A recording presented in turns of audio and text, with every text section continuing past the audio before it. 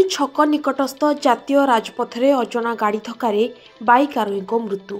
गजपति जिला गोसाणी ब्लॉक तथा पारलाखेमुंडी थाना अंतर्गत पुरुणी छक निकटस्थ जातीय राजपथरे एक दुर्घटनार शिकार होई बाइक आरोही आज अनुमानिक अपराह्न 3टा बेले दुर्घटना होई मृत्यु होइतिबा सूचना रही।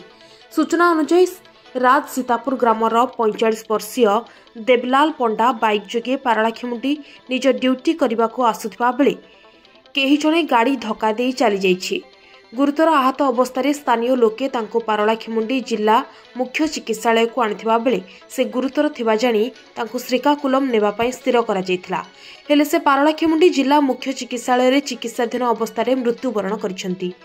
से पारलाखेमुंडी स्थित टीडीसीसी पेट्रोल पंप रे कार्य करुथिले। खबर पाई पारलाखेमुंडी पुलिस घटनास्थल तदंत करुथिबा कहिथिबा बेले आसंता काली तांकर शव व्यवच्छेद करी परिवार लोकंकु हस्तांतर कराजिबो बोली आज संध्या 7:30 बेले सूचना दैछंती।